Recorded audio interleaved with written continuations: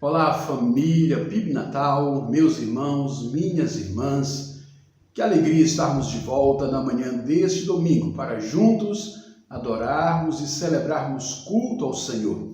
Quero dar a você minha palavra de boas-vindas, desejar que este seja um domingo muito abençoado sobre a sua casa, sobre a sua família, que o Senhor esteja recebendo a sua adoração, o seu louvor, acolhendo as suas orações e derramando bênçãos dos céus sobre o seu lar e sobre toda a sua família. Eu quero desejar para você neste momento algo muito especial, que é o cuidado de Deus, o envolvimento do Espírito de Deus na sua vida, no seu lar, na sua casa. E eu deixo a palavra que está no Evangelho de João, no capítulo 14. Os primeiros versículos deste Evangelho, o Senhor Jesus assim nos diz: que o coração de vocês não fique angustiado. Vocês creem em Deus, creiam também em mim.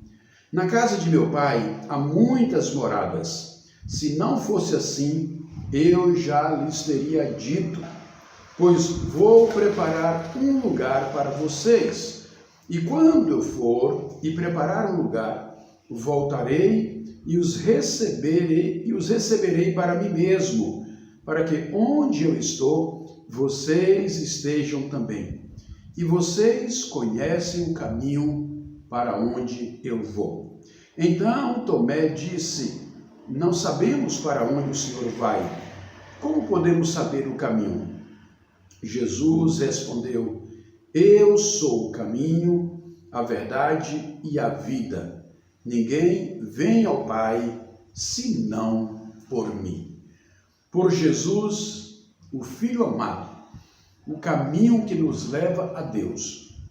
Eu quero nesta manhã conclamar você a confiar nessas promessas, a acreditar nessa palavra, a depositar a sua fé e descansar na certeza de que Ele está cuidando de nós e um dia há de nos colocar em um lugar que é um lugar de repouso, de descanso e de cuidado eterno, onde não haverá mais morte, não haverá mais dor, não haverá mais lágrima, não haverá mais pandemia, enfermidade, vírus ou qualquer outra coisa que possa nos trazer a dor e o sofrimento.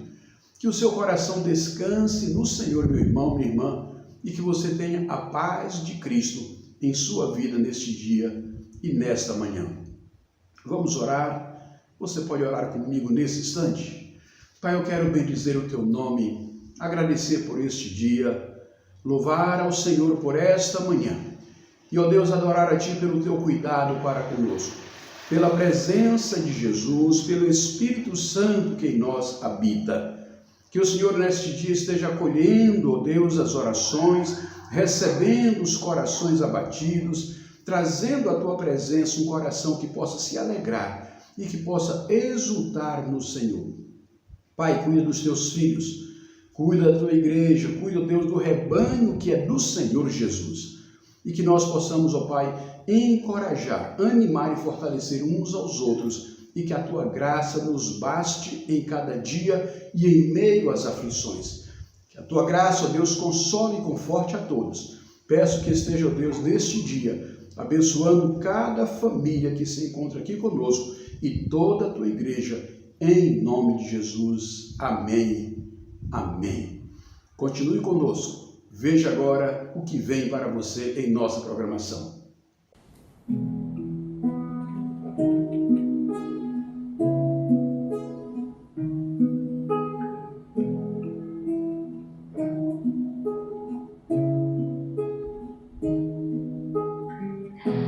Senhor, eis-me aqui, vem transformar meu ser no fluir da graça que encontrei em Ti.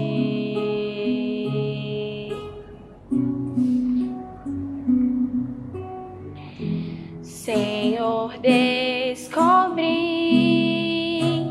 que as fraquezas que há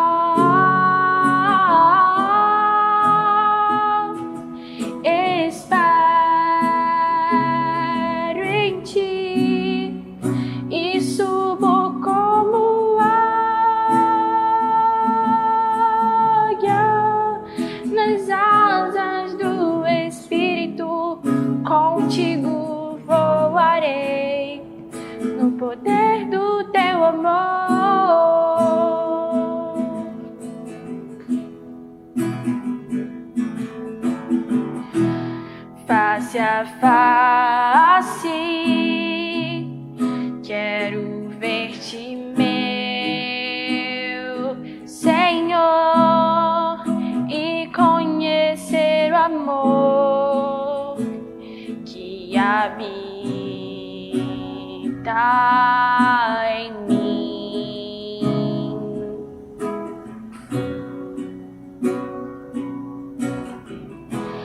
Vem renovar minha mente em teu querer, meus dias viverei no poder do teu amor.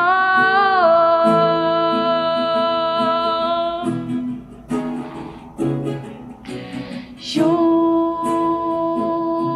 a ti, teu amor me envolve,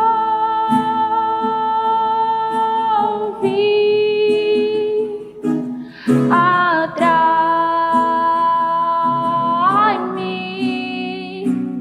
pra o teu lado estar.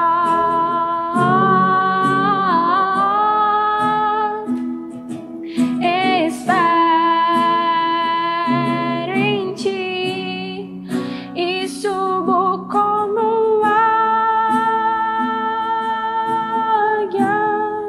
nas asas do Espírito. Contigo voarei no poder do teu amor.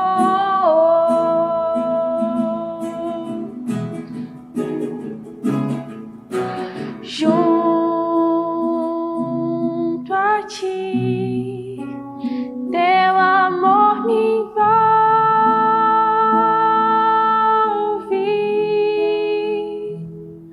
atrai-me pra o teu lado estar.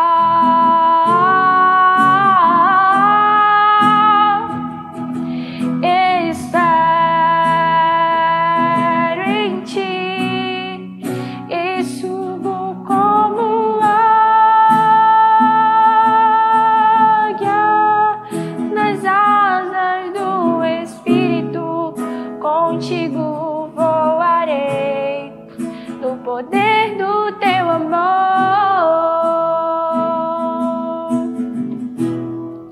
Nas asas do Espírito, contigo voarei no poder do teu amor.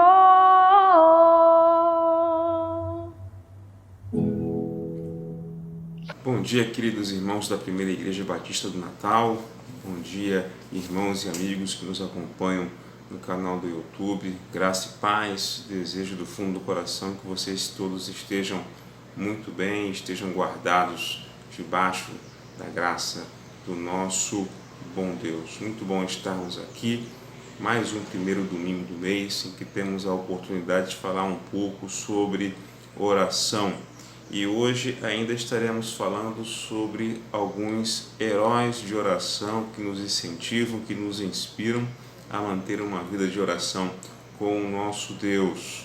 Desta feita, a gente vai conversar um pouco sobre um jovem chamado Davi Brainerd. Ele viveu nos Estados Unidos, ainda na era colonial, eles ainda eram dominados pelo reino da Grã-Bretanha. Ele viveu no século XVIII e ele teve uma vida muito curta. Ele viveu até os 29 anos de idade apenas. Ele nasceu em 1718, faleceu em 1747. Muito jovem ele perdeu o pai, muito jovem ainda ele perdeu a mãe e muito jovem também ele foi diagnosticado com tuberculose.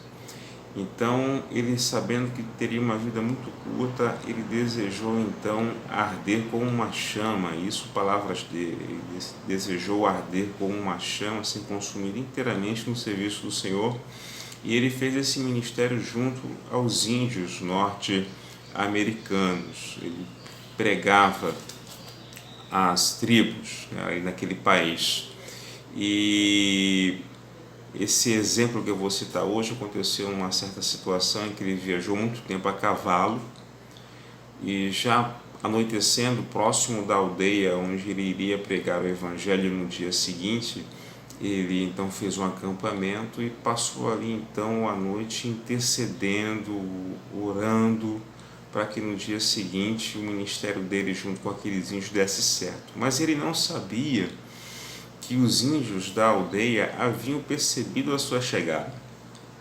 Então, muito sorrateiramente, né, uma maneira muito disfarçada, muito sutil, né, que é muito peculiar aos índios, têm costume de andar nas florestas, esses índios se aproximaram e acompanharam então Davi Brainerd no seu acampamento. Foram até lá com a intenção de matá-lo. Mas quando chegaram lá, eles perceberam Davi então intercedendo ao seu Deus, orando, suplicando, e como esses índios tinham algum conhecimento da língua norte-americana, perceberam que Davi estava orando, estava ali intercedendo por eles. Ficaram ali alguns instantes, alguns momentos, perceberam aquilo, acompanharam aquilo tudo. Davi Brainerd não percebeu aquela ação dos índios e, passado algum tempo, os índios retornaram à aldeia, deixaram Davi Brainerd em paz. Davi continuou com as suas orações, findou-se a noite e no dia seguinte Davi Brainerd foi até aquela tribo. Chegando lá naquela tribo, ele não foi recebido com agressividade, teve a oportunidade de ler um capítulo do livro de Isaías, aqueles índios, os quais escutaram aquela leitura e a pregação em seguida com lágrimas nos olhos, de maneira que o trabalho de Davi Brainerd naquela tribo foi uma bênção. Muitas pessoas ali creram no Senhor Jesus, porque na noite anterior os índios o viram intercedendo, o viram orando. Meus irmãos, que belo exemplo desse jovem, né? Como eu já disse, faleceu muito novo, faleceu aos 29 anos de idade, mas a sua vida serviu de inspiração a muitos grandes missionários que vieram depois dele. Guilherme Keller foi um deles, por exemplo. Então a gente vê que ele nos deixou esse legado. Às vezes a gente está orando, né? Está intercedendo, e a gente pode ter certeza que às vezes durante a nossa oração aquilo já está fazendo algum efeito, né? Como foi a situação de Davi Brainerd, em que os índios estavam ouvindo ali ocultos aquela oração. E quando a gente vê esse exemplo e compara com o Salmo 109, né, o verso 22, 21 e 22, né, Salmo 109, 21 e 22, a gente vê aqui na palavra: mas tu, Senhor Deus, age por mim, por amor do teu nome, livra-me, porque é boa a tua misericórdia, porque sou pobre e necessitado, e dentro de mim sinto ferido o coração. Meus queridos irmãos, estamos passando por dias muito difíceis, estamos com o coração ferido, estamos nos sentindo fracos, estamos nos sentindo necessitados, mas que a gente lembre todos os dias que a misericórdia do Senhor é boa, ela está atenta àquilo que a gente precisa.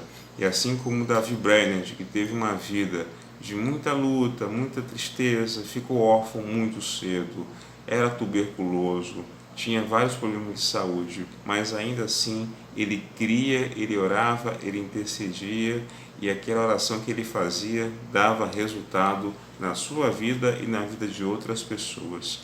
Então clame, interceda, tenha fé, tenha esperança. O Senhor é misericordioso, o Senhor é bom, Ele está ouvindo as nossas orações, cada uma delas.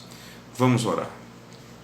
Pai do céu, obrigado, Senhor Deus, por mais esse domingo. Obrigado, Senhor Deus, pelo cuidado que o Senhor manifesta em nossas vidas.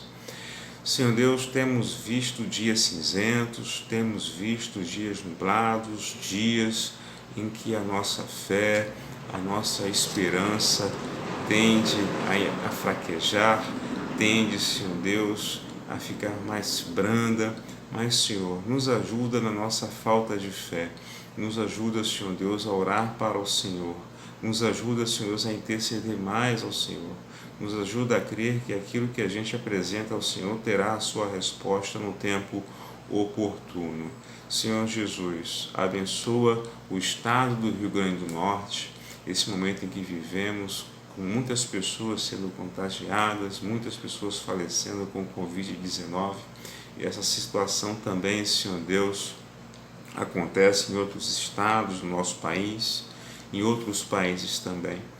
Cremos na Tua misericórdia, que o Senhor vai agir com o Seu braço forte, porque o Senhor é bom, porque o Senhor é longânimo. Senhor Jesus, visita os nossos irmãos em Cristo que estão enfermos, cuida daqueles que estão hospitalizados, cuida daqueles que estão em tratamento domiciliar. Abençoa os parentes dos nossos irmãos que também estão hospitalizados. Cuida de cada um deles, Senhor. Eles precisam de um milagre. Senhor Jesus, abençoa os diversos pastores do nosso país que estão enfermos de Covid-19, inclusive aqui no nosso estado. Alguns em estado muito grave. Tem misericórdia, age na vida deles, Senhor Deus. Age também, Senhor Deus, na vida das igrejas, nesses dias em que nós voltamos a atividades transmitidas por plataforma digital. Que possa ser, Senhor Deus, este um canal de vida, um canal que transmite esperança, paz, àqueles que estarão nos acompanhando pela internet, que eles possam se sentir queridos e acolhidos, e que a ansiedade, a tristeza seja amainada, as pessoas fiquem calmas, serenas, cuidadosas, mas serenas, aguardando, Senhor Deus, que o Senhor haja e nos livre de toda essa situação difícil na qual nós estamos. Cremos na Tua palavra, cremos no Teu poder. Senhor Jesus, continua dando direção, Senhor Deus, às nossas autoridades federais, estaduais e municipais, para que eles possam, Senhor Deus, mesmo em dias de tanta pressão, dias em que as decisões são difíceis de serem tomadas, mas que eles tomem a decisão acertada, sempre visando o bem-estar do povo, sempre visando o bem-estar da população, não buscando interesses pessoais, não buscando vanglória, mas buscando o bem de todos, Senhor Deus, porque foi por isso que o Senhor os colocou nessas posições de honra. Fica conosco ao longo desse dia, nos guarda, nos protege, nos livra de todo o mal. Senhor Jesus, nossos corações estão feridos, nós somos fracos, somos necessitados, mas a Tua misericórdia é boa e ela nos livra. Confiados nesta palavra, nós choramos nesta manhã, Senhor Deus, em nome de Jesus. Amém. Deus abençoe a sua vida, meu irmão. Deus abençoe a sua vida, meu querido. Continue tendo um bom domingo na presença do nosso Deus. E aí, família da PIB Natal! Tudo bem com vocês? Aqui tá tudo bem. Eu tenho 2 recados para vocês. O primeiro é das crianças! Tchan, tchan, tchan, tchan. Tchan, tchan, tchan, tchan. As crianças vão ter escolinha bíblica virtual! Pega o celular do papai, pega o celular da mamãe, pega o computador da mamãe, pega o computador do papai e vai pra escolinha bíblica! E a segunda novidade é para todo mundo! Quando a musiquinha toca, todo mundo pode ofertar. Eu já tô no celular aqui da mamãe, ó, ofertando. Tchau!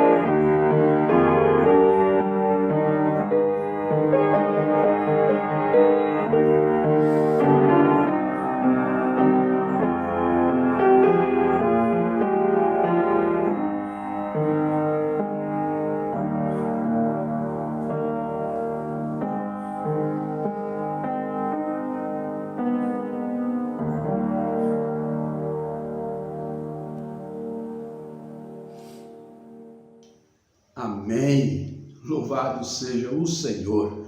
Vamos agradecer a Deus pelos dízimos e pelas ofertas e também por nossa escola bíblica virtual deste domingo.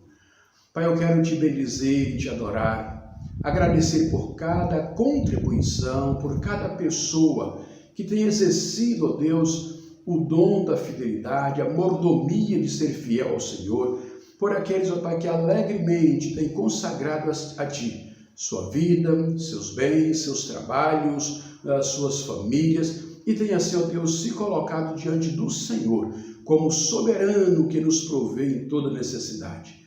A Ti louvamos e agradecemos por esta manhã. E eu peço ao Senhor que nos abençoe no tempo de estudo da palavra, que a EBV deste domingo tenha, ó Deus, uma palavra especial para o coração de cada irmão e de cada irmã. Usa, ó Deus, o Teu Filho como instrumento que vai nos ministrar o ensinamento desta manhã. E que o Espírito do Senhor nos faça sensível para entender e ouvir a voz do Senhor por meio deste ensinamento. Queira nos abençoar agora, em nome de Jesus. Amém e amém. Fique agora com a nossa escola bíblica virtual deste domingo.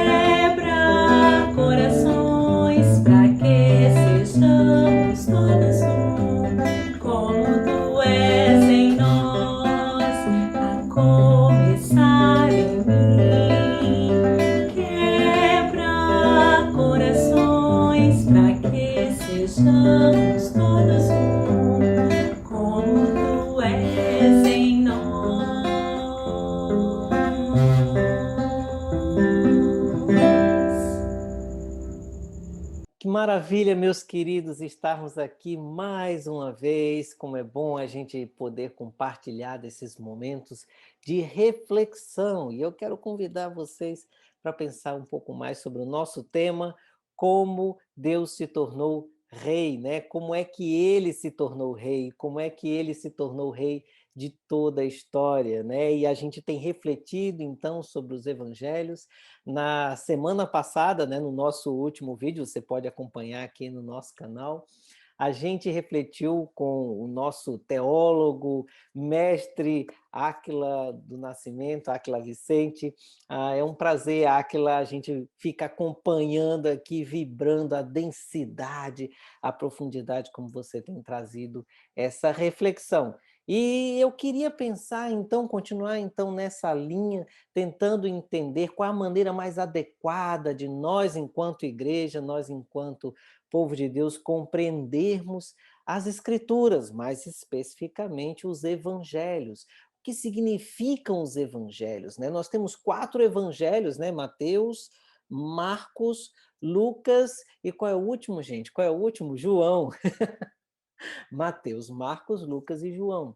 E a gente vem pensando exatamente como às vezes a gente incorre, como a gente acaba entrando em alguns erros teológicos quando a gente só pega as pontas do evangelho, né? Quando a gente só pensa o nascimento e a morte e ressurreição de Jesus, ou quando a gente só pega aquela parte central, né? O ministério de Jesus, e a gente enxerga apenas esse ministério público de Jesus sem fazer uma reflexão acerca da missão dele como um todo, e a gente viu algumas respostas incompletas, algumas respostas incipientes, né? Não completas, que não levem em consideração esse todo, como isso pode trazer alguns problemas para a gente. Mas vamos entender o que significam os evangelhos. Para título de ilustração, eu vou compartilhar aqui a minha tela hoje com vocês. Eu quero pensar, né, exatamente algumas questões. Deixe-me ver aqui. Estou aqui compartilhando a minha tela. E aí eu quero trazer um exemplo aqui, um trabalho da nossa Camerata. É legal a gente pensar sobre isso, né? Quando a gente pensa na Camerata e no trabalho que ela faz. A gente tem aqui uma música, né? Não vou dizer qual é, vocês vão tentar descobrir qual é essa música. Olha só que interessante. Então, primeiro vou colocar aqui uma parte dos instrumentos. Vamos do começo, né? Vamos à parte do começo. Eu acho que, como é a Camerata, talvez Edson e Laura descubram logo que música é essa, mas vamos tentar entender.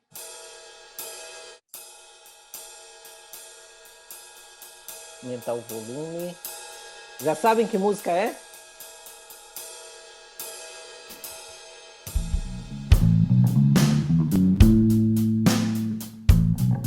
Entrou o baixo, já fez uma diferença, né? Mas dá para cantar facilmente essa música?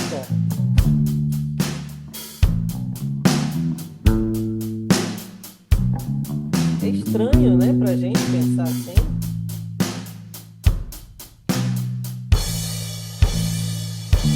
Se a gente botar algumas cordas aqui, só algumas poucas cordas secundárias, vamos lá?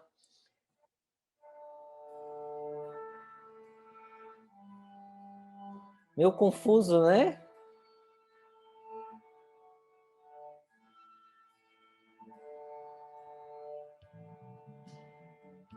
Gente, se a gente pensar os evangelhos, porque eu estou pensando isso porque o autor, o M.T. Wright, ele vai, na sua obra, começar esse capítulo 4, né, a história de Israel, é exatamente o capítulo sobre o qual a gente vai refletir hoje. Né? Eu quero refletir sobre a primeira parte desse capítulo. A segunda parte desse capítulo, a gente vai trabalhar com o nosso teólogo Áquila do Nascimento. Então, eu quero pensar nisso de uma maneira bem simples, né? E ele faz a comparação da gente entender os evangelhos como se fossem várias partes de uma única orquestra. Olha que interessante. Então, às vezes, eu não posso pegar e entender os evangelhos como se fossem coisas simplesmente separadas, porque, no fim, eles se harmonizam para contar uma história principal, né? Então, exatamente na mesma linha, né? Eu preciso ter cada instrumento, cada parte muito bem harmonizada, porque quando eu uno todos os elementos, eu tenho uma música completa. Olha só o começo dela.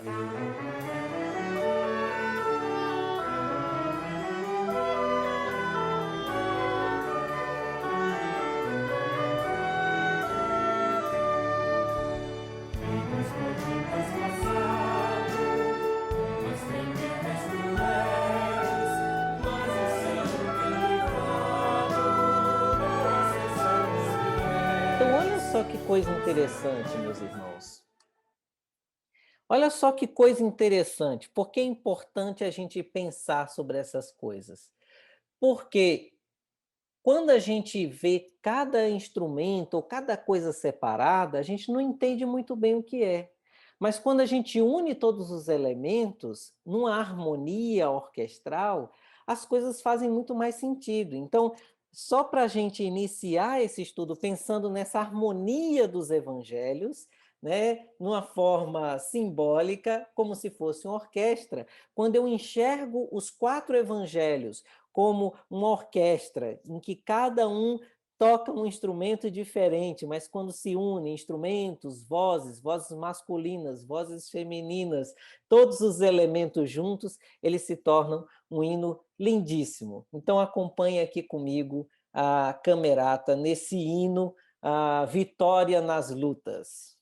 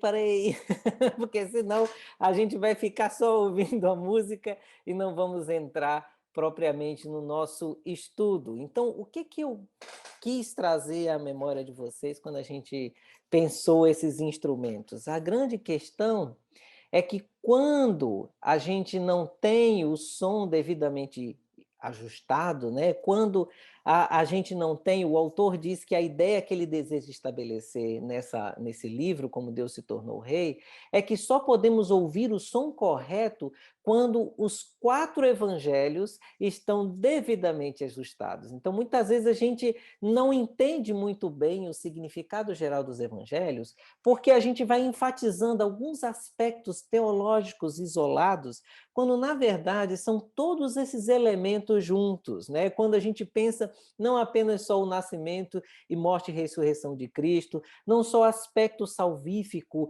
do que Cristo fez na cruz para nós, quando a gente não só observa o aspecto social do ministério público de Jesus, quando a gente não olha só os milagres que Jesus realizou de maneira isolada.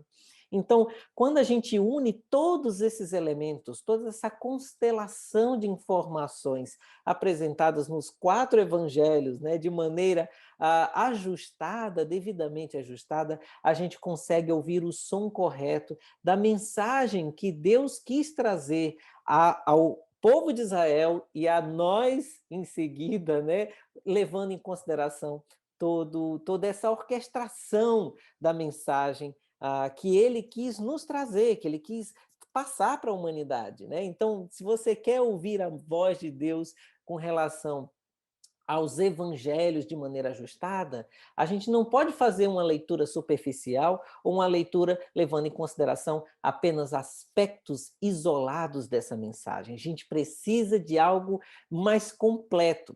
Acaba que eu tenho ouvido muitas vezes, né, que as pessoas ficam dizendo: nossa, mas essa EBV está muito difícil, é muito complicado, é difícil, são muitos termos, é uma linguagem pesada, mas a gente precisa se esforçar nesse tipo de linguagem, porque para que a gente não tenha uma visão superficial do evangelho.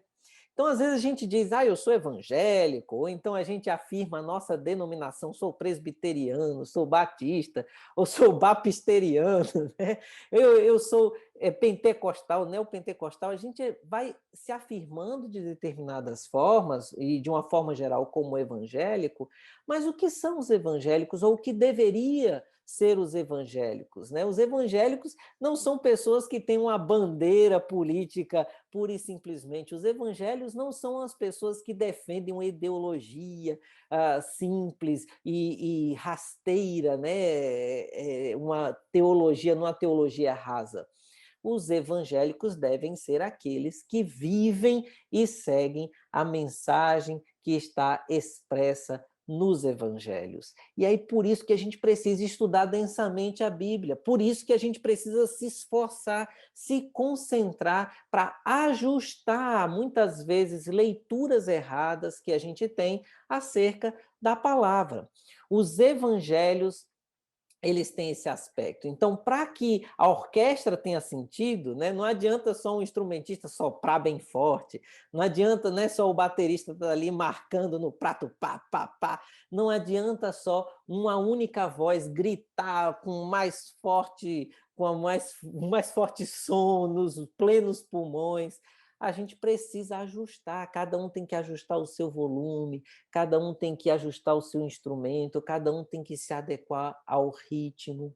Então, os sons, eles, às vezes, a posição por onde a gente ouve determinada mensagem, né, é de uma forma similar, né? O autor ele faz essa comparação com os sons de uma orquestra, né? Não adianta só você enfatizar determinado aspecto teológico dos evangelhos ou de um evangelho especificamente, a gente precisa conhecer e ler os evangelhos como um todo.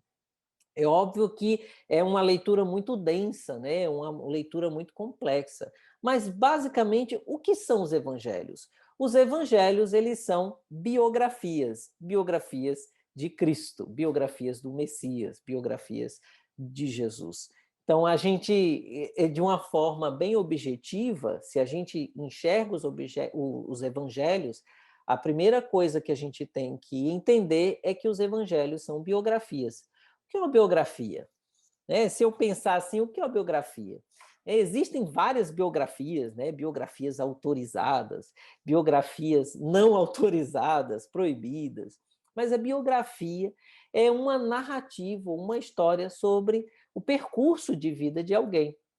Então, quando a gente pensa numa biografia, às vezes a gente queria uma biografia de Jesus como se fosse um romance, uma biografia vitoriana, né? A vida e as cartas de Yeshua Bar Yosef, né? Yeshua Bar Yosef, que significa Jesus, filho de José. A gente queria uma coisa talvez um pouco mais linear, né? Às vezes a gente fica olhando, não, mas falta alguma coisa, a gente não tem o período da infância de Jesus até ele completar 12 anos, a gente não tem isso muito claro, né? O que é que aconteceu quando Jesus estava no Egito, ou o que aconteceu na adolescência de Jesus, como é que foi a adolescência de Jesus, o que ele passou, né? A gente fica pensando em alguns períodos silenciosos dessa biografia, mas se você comparar os evangelhos com as biografias da Grécia e da Roma Antiga, eles correspondem muito bem ao gênero, né? Não há uma distinção.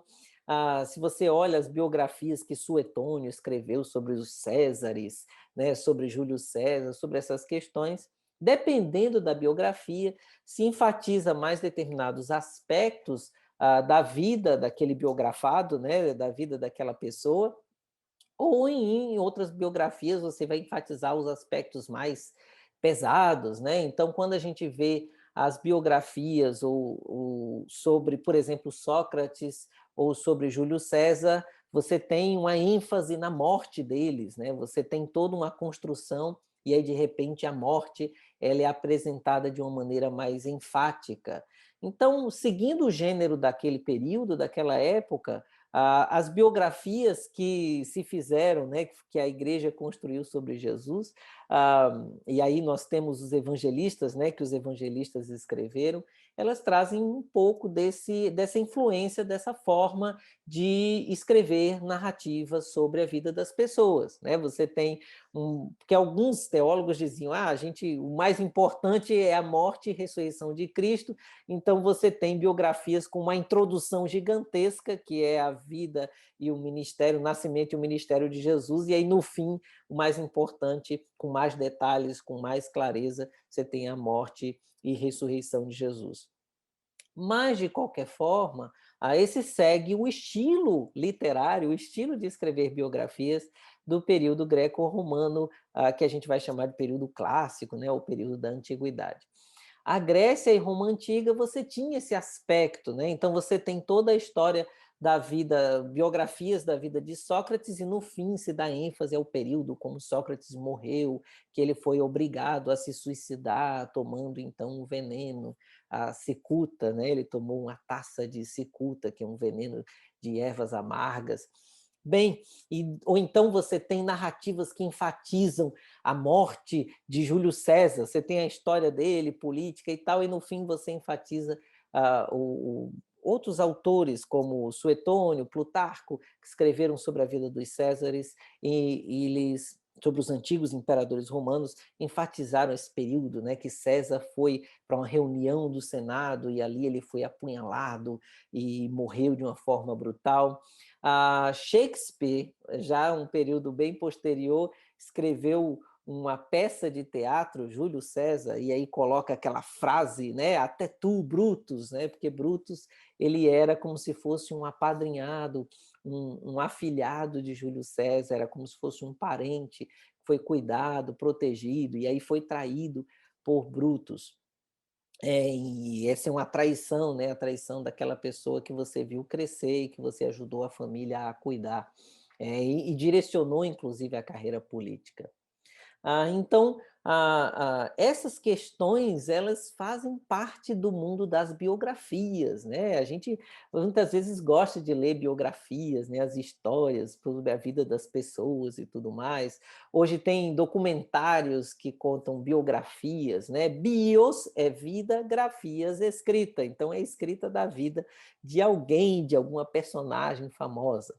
Algumas biografias são bem especiais, então quando você conta uma biografia, muitas vezes você não conta só a vida de alguém, pura e simplesmente, mas como a vida daquela pessoa estava inserida dentro de todo um contexto. Então, existem algumas biografias muito bem construídas, por exemplo, sobre Winston Churchill, né, que foi o primeiro-ministro inglês que se opôs ao Hitler na Segunda Guerra Mundial. E algumas biografias construíram não só a história da vida e carreira política de Winston Churchill, mas, ou Xuxo, né, para os íntimos, tem uma escola aqui em Natal que é Winston Churchill, e aí chamam de Xuxo. Então, voltando ao assunto central, né, então, a biografia ela não vai contar só a história da vida desse primeiro-ministro inglês, mas vai acabar contando como houve uma mudança de uma classe social dominante, uma classe social muito rica, e como ela foi decaindo até que perdesse todo aquele poder que essa classe social tinha anteriormente, né? Como houve um enfraquecimento de uma classe social e a mudança de toda uma era, de toda uma aristocracia dentro da história da Inglaterra. Então, você pode pegar uma biografia, mas essa biografia ela se torna um pano de fundo para contar uma história maior, uma história social, uma história das eras, das épocas. E aí a gente pode exatamente entender os evangelhos como apresentando biografias de Jesus, mas também eles são veículos de uma narrativa, de uma história muito mais ampla. Eles são veículos de uma narrativa que não se concentra só, pura e simplesmente, na história de um mestre. É a história de um mestre que passou pela Terra, né, que trouxe algumas reflexões. Não, mas ele tem uma história mais ampla que é contada. Então, se a gente tem que observar os evangelhos não apenas como uma biografia, pura e simplesmente, mas uma narrativa muito maior, de uma história muito mais ampla, de uma história muito mais global do que simplesmente a história de um mestre que aqui passou, de um ungido que por aqui passou e falou algumas questões morais.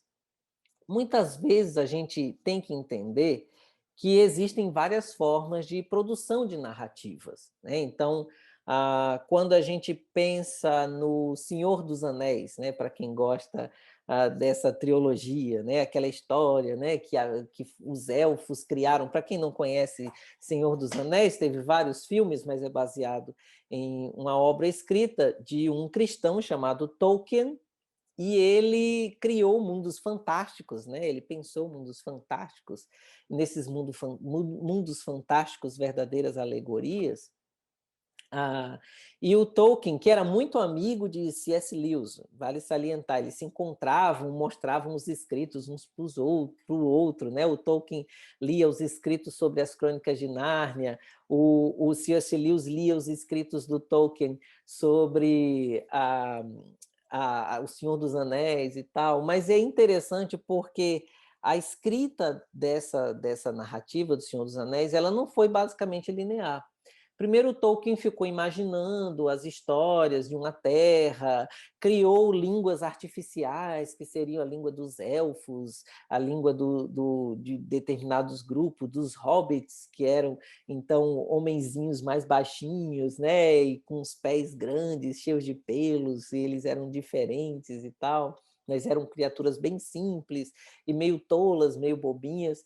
Os homens e a diferença entre a raça dos homens, a raça dos anões, a raça dos elfos, a raça dos orques.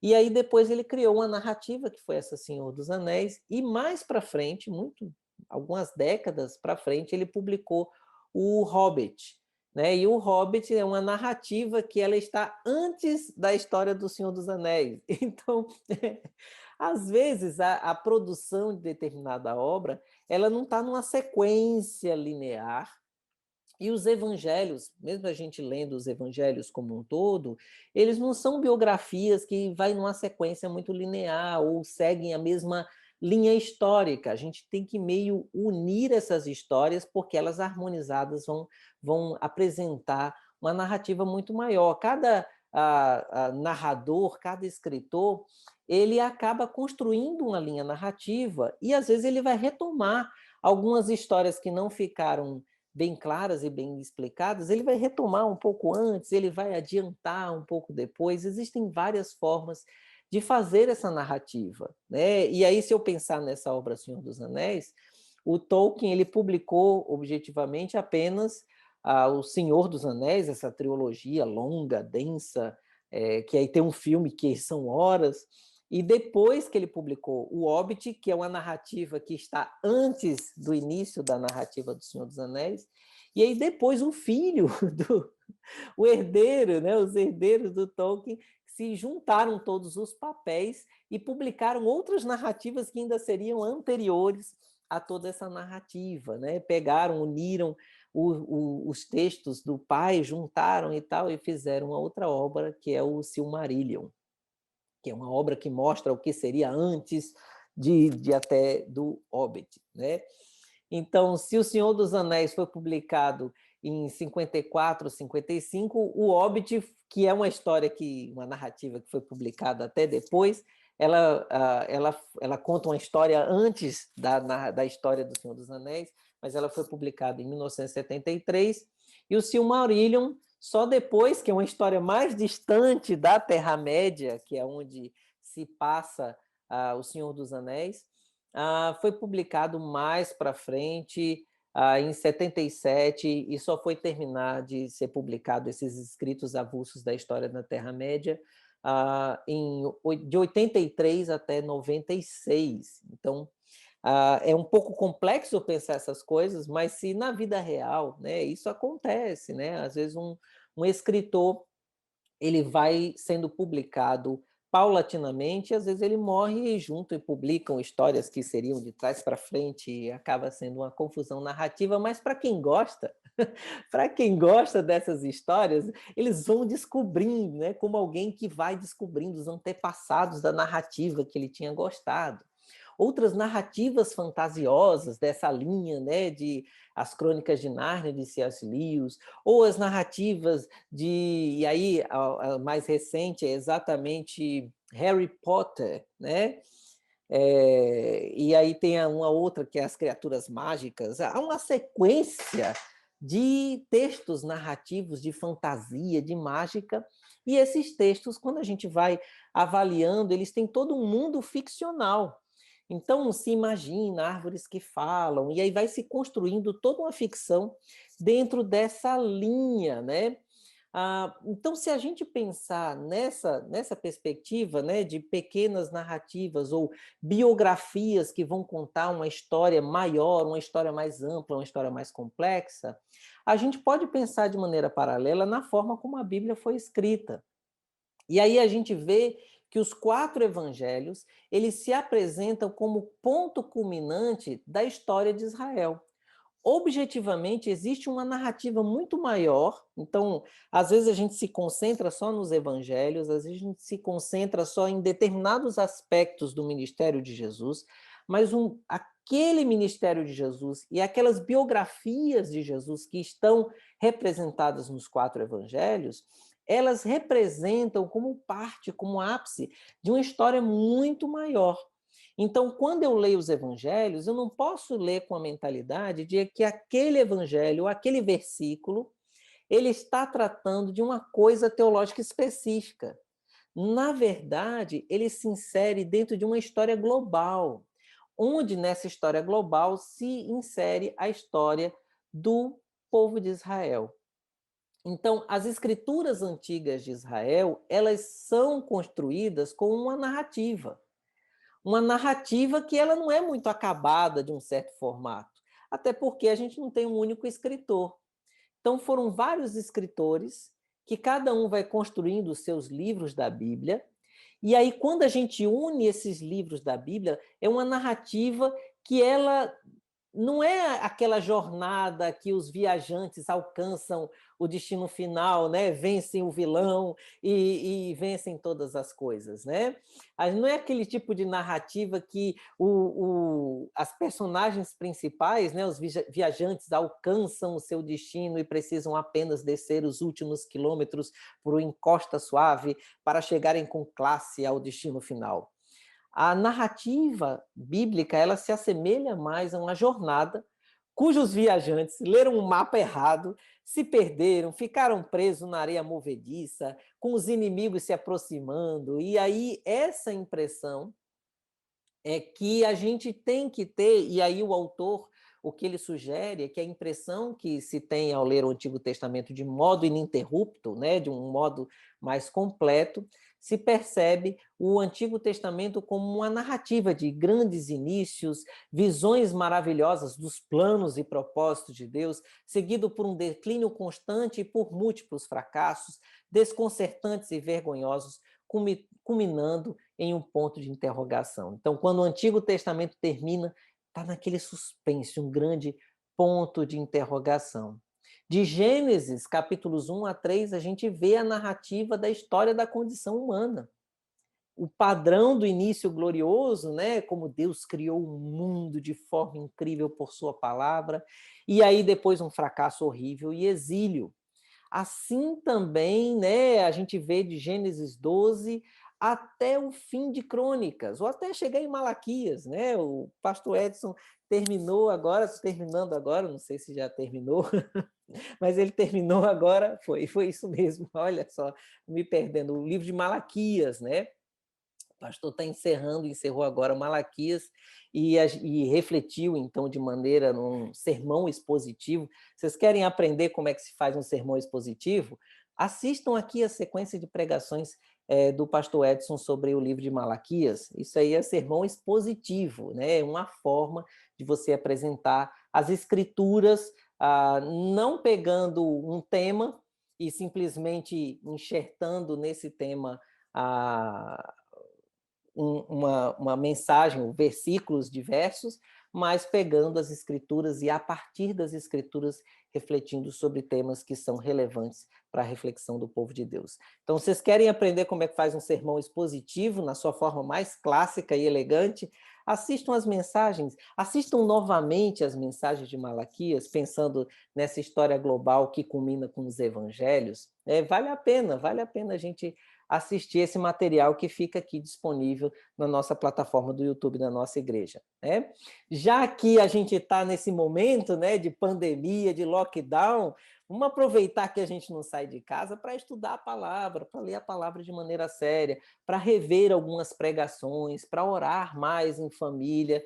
Esse é um momento que nós podemos aproveitar para nos aprofundarmos e tentarmos entender, então, o que é que Deus espera de nós em momentos de crise como esse. Né? Em vez de a gente ficar perdendo tempo lendo notícia, o político A disse isso, o político B disse isso, em vez de a gente perder muito tempo com esse tipo de questão, nos aprofundemos e pensemos em qual missão Deus tem reservado para nós nesse momento de crise. Né? Para isso, a gente precisa entender e refletir como estudar a Bíblia, né? E qual é a função e qual é o papel da Bíblia, e mais especificamente dos evangelhos, na nossa vida. A gente precisa aprender a nos aprofundarmos de maneira densa na Bíblia. É pesado, é difícil, é cansativo? Claro que é, claro que é.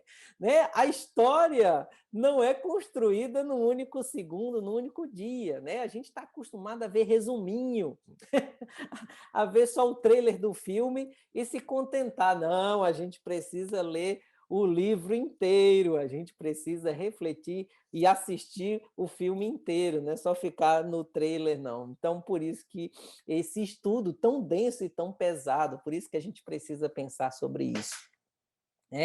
Então, a gente tem que pensar, né, que essa história como um todo, se eu leio e penso todos os textos, né, da Bíblia, que vão do Gênesis até Malaquias, a gente percebe que esses textos narram uma história de Israel com relatos de inícios gloriosos, vocações ricas e, então, um fracasso horrível e exílio. Né? Parece que o povo não consegue se achar, parece que a gente consegue perceber que parece que a história se perde.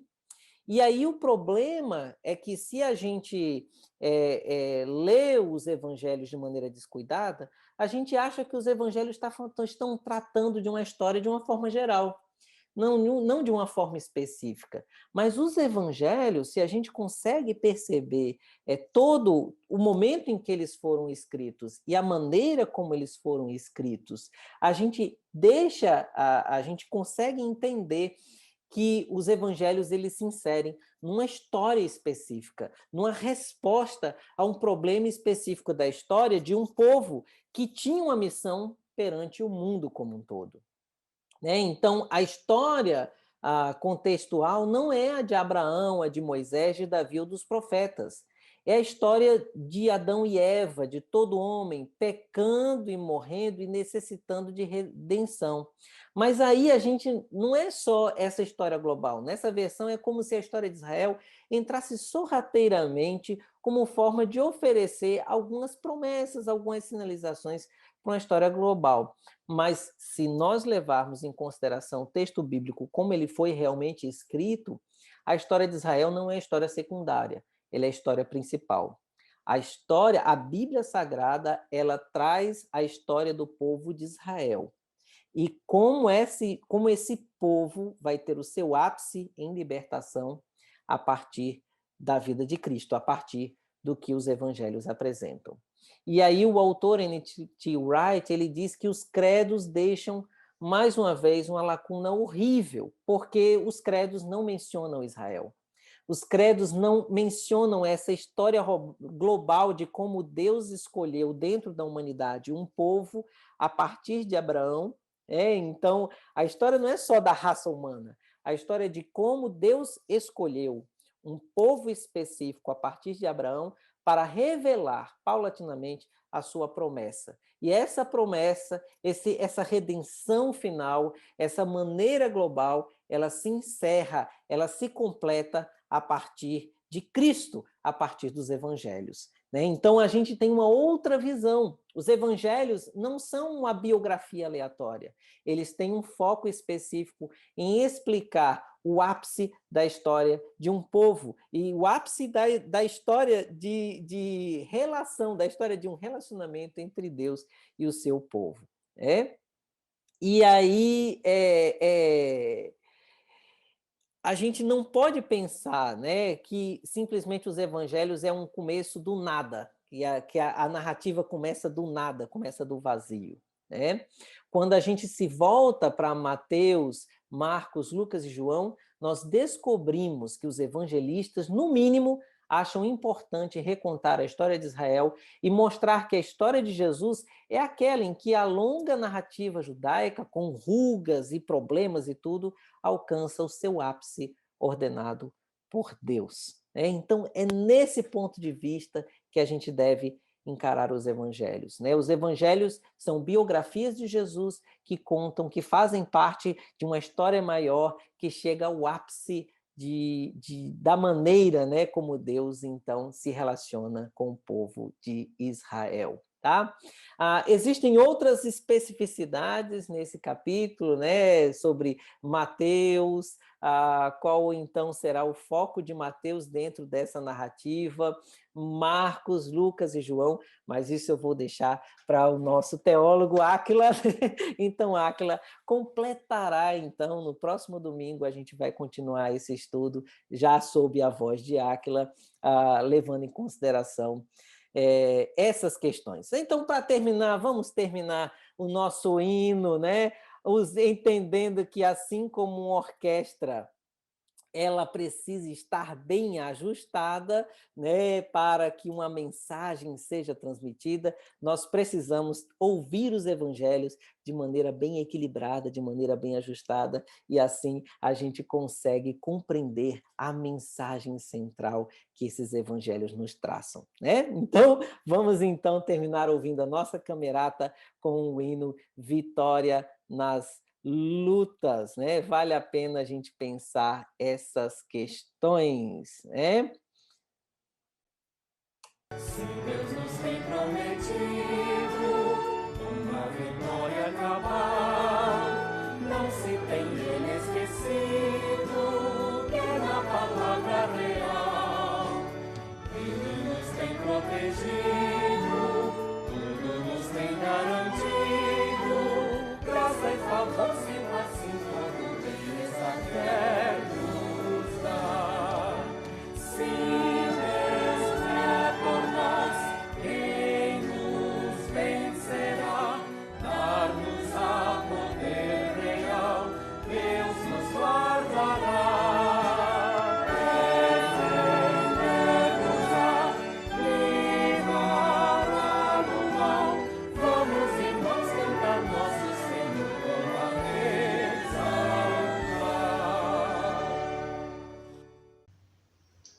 Graças a Deus. Louvamos ao Senhor por esse tempo de estudo, de reflexão, pela oportunidade que temos, meus irmãos, de ser confrontados e instruídos por meio da palavra. Certamente você que esteve atento pôde aprender e crescer um pouco mais na manhã deste domingo. Nós estaremos dentro de alguns instantes encerrando a programação desta manhã. Você vai continuar conosco até o final, teremos ainda uma mensagem musical antes do encerramento, mas eu quero chamar aqui a sua atenção, meus irmãos. Hoje à noite nós não estaremos em culto presencial ali no templo. Nosso culto da noite, às 18 horas, será transmitido a partir do templo ali da nossa igreja, onde uma equipe de músicos, pregador, a equipe de técnica, de som, de imagem, filmagem, todos esses irmãos estarão hoje à noite ali na igreja para nos trazer a bênção de participar do culto. Estamos vivendo um momento excepcional, um momento em que há uma restrição quanto à liberdade do ir e vir. Nós precisamos, nessa semana, agir rapidamente junto ao governo do nosso estado para assegurar o direito dos nossos irmãos se deslocarem no domingo até o templo para o momento de gravação e transmissão dos nossos cultos. O decreto que saiu restringindo no domingo em especial a questão de circulação de pessoal, né, com toque de recolher, nos obrigou então a ter essa ação junto ao governo do estado para que nós pudéssemos estar assegurando esse direito de cultuar ao Senhor, ainda que pela internet e a partir do nosso templo. De modo que alguns irmãos que se deslocaram, que estarão conosco na noite desse domingo, ao se deslocarem, estão levando ali uma declaração devidamente assinada por nós e fazendo uso ali do decreto, daquilo que diz a lei, para que eles possam circular sem o constrangimento, né, do impedimento. Então eu quero conclamar você para estar orando a Deus pela questão que envolve a saúde do nosso povo, para que essa pandemia chegue ao fim, para que nós tenhamos a alegria de voltar à normalidade da nossa vida, né, que este momento difícil seja superado, mas que você ore também para que nós consigamos continuar preservando, né, os direitos constitucionais que temos como cidadãos no tocante a nosso direito de ir e vir. Então, que Deus esteja nos guardando, tendo misericórdia de nós, e você, meu irmão, minha irmã, esteja atento, esteja orando, clamando ao Senhor. Nós queremos também convidar você para estar fazendo parte do nosso movimento de oração. Tanto o nosso relógio de oração, ele está aí no grupo de WhatsApp, onde você pode colocar aí o nome naquele horário que lhe seja mais conveniente, né? Estamos convidando os irmãos para 20 horas ininterruptas de oração, um relógio de oração que começa aí às 4 da manhã e vai até a meia-noite. Então escolha o melhor horário para você e esteja ali na presença de Deus em oração. Além disso, meu irmão, minha irmã, você pode separar um tempo para ir à igreja, onde a nossa sala de oração está funcionando, e você pode ir ali das 8 às 17 horas para um tempo de meditação, de reflexão, de oração, onde os pedidos que circulam em nossa agenda estão ali à sua disposição para um tempo especial de clamor a Deus. Este, meus irmãos, é um tempo para buscar ao Senhor. Buscar em oração, buscar pela palavra, não desistamos de perseverar. Deus certamente nos dará a alegria e a graça da vitória, porque Ele, como Senhor soberano, tem o controle de todas as coisas. E que em breve possamos voltar a ver a nossa sociedade transitando com liberdade, sem as restrições que hoje a pandemia tem nos obrigado aí a conviver, né, diante das responsabilidades que os nossos governantes têm também com a vida e com a segurança e com a saúde da população. Portanto, é o tempo de clamar, de orar e de pedir a misericórdia do Senhor. Continue conosco para o encerramento musical nesta manhã. Pai, que a Tua graça nos envolva, que o Teu Espírito nos fortaleça, que o culto de hoje à noite seja um momento de bênção para o coração de todos nós. Pai, em nome de Jesus, usa os Teus filhos como instrumentos do louvor e da Tua glória. Prepara os nossos corações e traz, ó Deus, aquilo que possa glorificar ao Teu Filho amado. Faz-nos instrumentos a todos e abençoe-os, Pai. Seja com cada família, seja, ó Pai, com o nosso estado, com a nossa cidade, e restaura a segurança da nossa nação, eliminando esse vírus e afastando a enfermidade que paira sobre nós. Pai, usa de misericórdia. Chega com o Teu socorro. Venha, ó Deus, ao lar dos aflitos, daqueles que choram a partir dos seus entes queridos. Venha em socorro daqueles que estão acamados, hospitalizados. Pai, em nome de Jesus nós Te clamamos. Que o Teu socorro não nos falte nesses dias de aflições e tribulações. E que a Tua graça nos baste a cada dia. É o meu pedido e a minha oração, Pai. Em nome de Jesus. Amém e amém. Logo mais, esteja conosco às 18 horas para um momento especial em torno da Palavra do Senhor e um momento de louvor e adoração. Deus te abençoe, meu irmão. Deus te abençoe, minha irmã. Um abraço para você e para toda a sua família.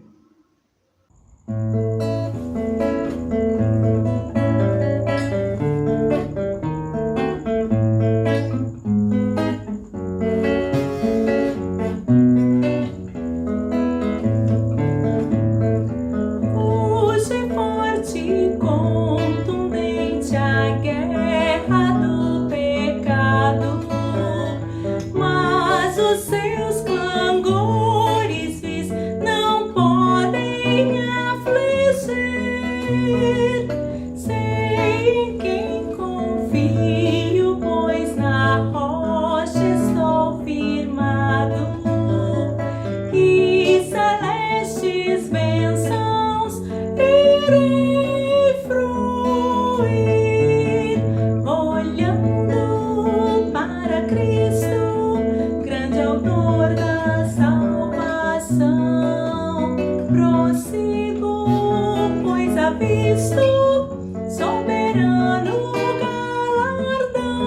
de Deus ministro, me revisto do poder do meu Senhor para servi-lo com todo ardor.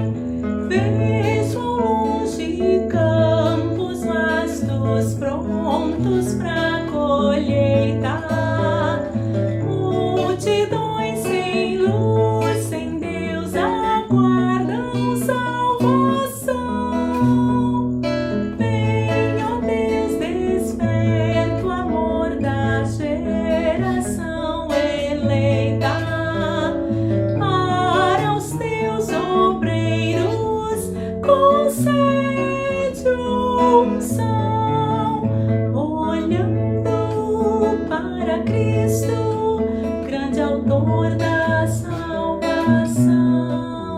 Prossigo, pois avisto soberano galardão de Deus ministro, me revisto do poder do meu Senhor para servi-lo com todo ardor, desprezando deste mundo as sendas